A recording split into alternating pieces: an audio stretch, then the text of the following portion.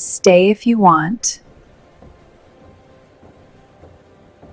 My name is Lena Moore, and until last December, I believed I had my life carefully boxed into manageable compartments. Work was one box. Private, controlled, predictable. Emotions were another, smaller, quieter, rarely opened. Love, well, that box had been taped shut for years and shoved to the back of the shelf. I was 28, single, competent, and tired in a way sleep never fixed. I worked as a senior project coordinator at a mid-sized consulting firm in the city. I was good at my job, detail-oriented, reliable, invisible in the way women often become when they don't demand attention. And then there was Ethan Clark, my boss. 42. Divorced. Calm to the point of intimidation. The kind of man who spoke softly in meetings and somehow still commanded the room. He didn't micromanage. He didn't flirt. He didn't linger. For 2 years, he had been nothing more, and nothing less, than the person who signed my performance reviews and trusted me with work that mattered. Which is why the night of the Christmas party changed everything. I almost didn't go. It had been a long week, the kind where deadlines pile on top of each other and your shoulders ache from being tense all day. I stood in front of my bathroom mirror, hair half-curled, dress still hanging on the door, wondering who exactly I was doing this for. "It's just an office party," I muttered to myself. 2 hours. Free food. Then home. I went. The hotel ballroom was already full when I arrived. Warm light, red and gold decorations, soft jazz playing just loud enough to fill the silences.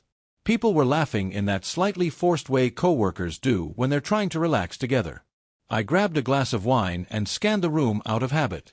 That's when I saw Ethan. He was standing near the bar, jacket off, sleeves rolled up, tie loosened. He was smiling, actually smiling, and for a second I didn't recognize him. Not the composed man from conference rooms and performance reviews.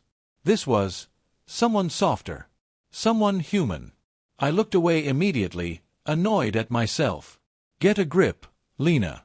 I found a quiet spot near the windows, watching snow fall outside like the city was trying to soften itself. I took a slow sip of wine, letting the warmth settle. Lena. I turned. Ethan stood a few feet away, holding a drink I was fairly certain wasn't his first. "Hi," I said, surprised by how steady my voice sounded. "Didn't expect to see you by the window," he said. "You usually disappear early." "Still might," I said. "Deadlines don't care about Christmas." He smiled faintly. "That's unfortunately true." There was a pause. A comfortable one. And that scared me a little. "You okay?" I asked. "You seem relaxed." He let out a quiet laugh. "I think that's the alcohol talking." "Well, it's nice to meet him," I said before I could stop myself. His eyebrows lifted. "Oh." "Relaxed Ethan," I clarified quickly. "He seems friendly."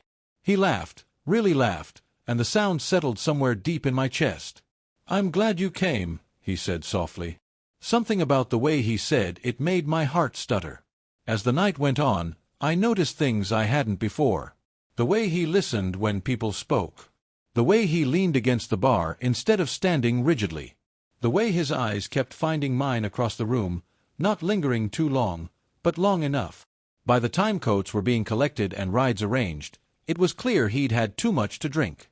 "I probably shouldn't drive," he admitted quietly as I pulled my coat on. "I can take you," I said without thinking. He looked at me, surprised. "Are you sure?" "It's on my way," I lied again. The elevator ride down was silent except for the soft hum of cables. When the doors opened, cold air rushed in. He swayed slightly. "Careful," I said, instinctively reaching for his arm. My fingers brushed his sleeve. He froze. "I'm sorry," I said quickly. "No," he murmured. "It's okay." We walked slowly to my car, snow crunching underfoot. The drive was quiet, heavy with things neither of us knew how to say. At his building, he didn't get out right away. "Thank you," he said. "For tonight." "You're welcome." He hesitated. "Would you mind walking me to the door?" I nodded.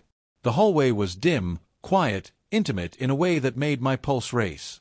He stopped in front of his apartment door and turned to face me. "I shouldn't," he said quietly. "Shouldn't what?" I asked. "I shouldn't want to kiss you." The words landed hard. My heart pounded. "Ethan, you're drunk." "I know," he said. "That's why I'm saying it." He leaned in, slow, uncertain. His breath brushed my cheek. I placed my hand on his chest. "Stop." He pulled back instantly.